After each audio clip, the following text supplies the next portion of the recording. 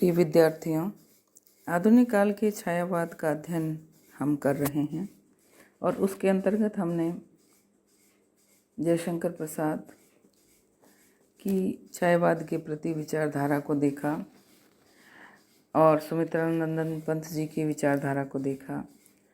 हम महादेवी जी के बारे में चर्चा कर रहे थे। महादेवी जी के मत से छायावाद की जो प्रमुख विशेषताएं हैं वो इस प्रकार हैं। उन्होंने बताया है कि छायावाद में व्यक्तिगत अनुभव में प्राण संचार अर्थात कवि व्यक्ति रूप में जो अनुभव करता है वह उसकी स्वच्छंद अनुभूति है। ये इन्होंने छायावाद की विशेषता बताई है। दूसरी विशेषता जो महादेवी जी बताती हैं वो है कि प्रकृति के अनेक रूप में एक महाप्राण का अनुभव अर्थात सर्वात्मवाद। तीसरी विशेषता ससीम और असीम का ऐसा संबंध जिसमें एक प्रकार के अलौकिक व्यक्तित्व का आरोप हो। और चौथी विशेषता स्थूल की प्रतिक्रिया एवं सूक्ष्म सौंदर्य सत्ता की ओर जागरूकता। पांचवी विशेषता इसमें युगानुरूप वेदना की प्रवृत्ति है, पलायनवाद नहीं है। छठी विशेषता इन भावनाओं की अभिव्यक्ति रुगानुरूप प्रतीकों और गीतात्मक पद्धति के रूप में हो सकी है। छायावाद कवियों की कुछ कवि छायावाद में रहस्यवाद की प्रवृत्ति को प्रमुख मानकर अस्पष्टता की विशेषता निरूपित करते हैं। श्री मुकुटधर पांडे ऐसे छायावादी कवि हैं। वे लिखते हैं कि मानव स्वभाव की सृष्टि कुछ इस ढंग से हुई है कि वह भौतिक बहिरंग विवरण प्राप्त करके ही संतुष्ट नहीं हो पाता, बल्कि उस पर उसके सौंदर्य का एक विशेष प्रभाव पड़ता है और वह उनका गूढ़ रहस्य जानने के लिए व्याकुल हो उठता है। इस रहस्यपूर्ण सौंदर्य वर्णन के अंतर्गत हमारे हृदय सागर में जो तरंगे उठती हैं वे कल्पना रूपी वायु के वेग से ही ज्ञात होती हैं, क्योंकि यथार्थ की प्राप्ति इस समय उन्हें असंभव हो उठती है। यही कारण है कि कवितागत भाव प्राय अस्पष्टता लिए हुए होते हैं। उसी अस्पष्टता का दूसरा नाम है छायावाद। छायावाद को अंतःप्रकाश देने वाली कवियों में माखनलाल चतुर्वेदी दीप स्तंभ की भांति रहे हैं। इस तरीके से छायावाद की विभिन्न विशेषताएं जो इन कवियों के द्वारा और आलोचकों के द्वारा बताई गई उसके बारे में हमने चर्चा की। अब हम देखते हैं कि छायावाद की मूल प्रेरणा क्या थी। कुछ आलोचकों ने छायावाद की मूल प्रेरणा को समझाने का प्रयत्न किया और साहित्य की अखंड धारा और विचारों की अखंड परंपरा के सिद्धांत को जुटलाने का प्रयत्न नहीं किया। वे छायावाद के सर्वांगीण महत्व को समझाने वाले सुधी आलोचकों में पंडित नंद दुलारे वाजपेयी और आचार्य हजारी प्रसाद द्विवेदी हैं। नंद दुलारे वाजपेयी छायावाद युग की विविध परिस्थितियों का विवेचन करके महान साहित्य के रूप में आत्मविश्वास को पाते हैं और इस सांस्कृतिक पुनरुत्थान के महान प्रयत्न का सामाजिक दर्शन प्रस्तुत करते हैं। उन्होंने लिखा है, हमें यह भी स्मरण रखना होगा कि नवयुग भारत में अभूतपूर्व राजनीतिक और सामूहिक हलचल का युग था। गांधी जी के सामूहिक सत्याग्रह आंदोलन ने अनोखे आत्मविश्वास का वातावरण उपस्थित कर दिया था। नूतन प्रेरणाओं के फलस्वरूप देश में जो अनुपम जागृति फैली उससे न केवल साहित्य में नवीन भावनाओं की धारा व्याप्त हुई वरन नई स्वच्छंद शैलियों का भी विकास हुआ। इन नवीन रचनाओं में बाहरी ढांचे की अवहेलना भी थी, अलंकारों का आधिक्य नहीं था। नवीन स्वर लहरी का उल्लास था, प्राचीन शास्त्रीय मान्यताओं का तिरस्कार था। विषय नवीन भी थे और प्राचीन भी, किंतु भावना सब में एक सी थी, स्वच्छंद और वेगवती। काव्य में संगीत का संबंध दृढ़तर हो गया था। यही नहीं, उन्होंने छायावाद को दार्शनिक आधार से रहित गौरी सौंदर्यवादिता या कल्पना की ऊंची उड़ान समझने वाले एकांगी आलोचकों के मत की सुंदर समीक्षा की है। छायावाद के प्रमुख कवि प्रसाद, पंत, निराला और महादेवी वर्मा हैं।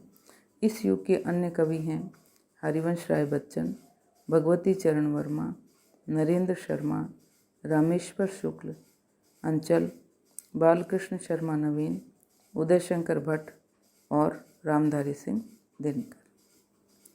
अब हम छायावाद की कविता की जो प्रमुख प्रवृत्तियां हैं उनके ऊपर विस्तार से चर्चा करेंगे। छायावादी कविता दो महायुद्धों के बीच की कविता है। एक महायुद्ध की समाप्ति और दूसरे का प्रारंभ। इस बीच में जिस कविता का सृजन हुआ उसमें छायावादी रूप है। इस युग की कविता में जो प्रवृत्तियां पाई जाती हैं वो इस प्रकार हैं। पहली प्रवृत्ति है सौंदर्य भावना। छायावादी कविता की सबसे प्रमुख प्रवृत्ति उसकी सौंदर्यानुभूति है। यूँ तो सौंदर्य की शाश्वत प्रवृत्ति है ही, किंतु इसका स्वरूप छायावाद में पूर्ववर्ती रूप से भिन्न है। श्रृंगारकालीन कविता में सौंदर्यबोध अधिकांशतः बाह्य शरीरगत है और उन्मुक्त प्रेम के गायकों में आत्मिक सौंदर्य, सूक्ष्म सौंदर्य के भी दर्शन हो जाते हैं। लेकिन छायावाद में सूक्ष्म सौंदर्य सत्ता की प्रतिष्ठा बड़े व्यापक रूप में हुई है और सौंदर्य बोध की भूमि का विस्तार हुआ है। इसमें नैतिक भावना भी कहीं शिथिल नहीं हुई है। इस इतिवृत्तात्मकता और जड़ता में श्रीधर पाठक आदि का काव्य कुछ प्रकृति की हरियाली प्रकट करता है, परंतु उसमें प्रेम भावना का अभाव है, सूक्ष्म सौंदर्य दर्शन नहीं है। परंतु इस अर्थ में सुधी लोग छायावाद को द्विवेदी युग की इतिवृत्तात्मकता की प्रतिक्रिया मानते हैं, क्योंकि साहित्य मूलतः सौंदर्य का सृजन है और जब साहित्य की अखंड परंपरा है तो सौंदर्य की प्रवृत्ति भी शाश्वत है और इसका रूप अवश्य बदलता और विकसित होता रहता है। छायावाद में अमूर्त अशरीरी सौंदर्य प्रियता को प्राधान्य मिला है।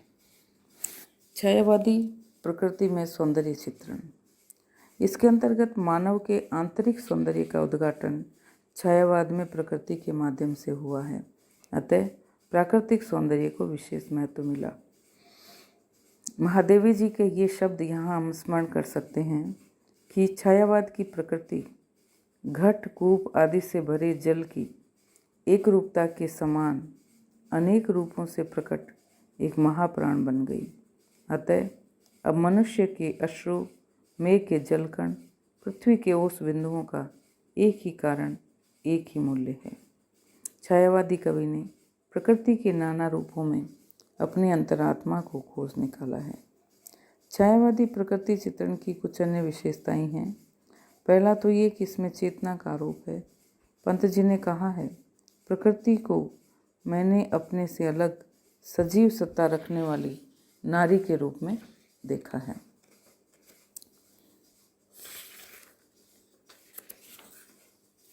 उस फैली हरियाली में कौन अकेली खेल रही माँ, वह अपनी वैवली में। प्रसाद जी ने हमें प्राकृतिक अर्थों में मानवीकरण के अनेक सुंदर उदाहरण मिलते हैं। जैसे कामायनी में उषा का चित्रण, लहर में एक कविता से वे उषा को अंबर के पनघट में तारों के घट को डुबोती हुई नागरी रूपसी के रूप में देखते हैं। बीती विभावरी जागरी, अंबर पनघट में डुबो रही, तारा घट उषा नागरी। निराला ने भी अपने संध्या सुंदरी कविता में संध्या को मेघमय आकाश से उतरती हुई परी के रूप में देखा है। तो कहते हैं, दिवसावसान का समय, मेघ में आसमान से उतर रही है, वह संध्या सुंदरी परी सी धीरे धीरे धीरे। महादेवी जी ने भी प्रकृति पर चेतनता का आरोप किया है। वह बसंत रजनी को क्षितिज से बुला रही हैं। वे कहती हैं, तारकमय नव वेणी बंधन, शीश फूल पर शशि का नूतन, रश्मि वलय सित अवगुंठन, धीरे धीरे उतर क्षितिज से आ बसंत रजनी। छायावाद की अगली विशेषताओं के बारे में हम अगले वीडियो में चर्चा करेंगे। तब तक के लिए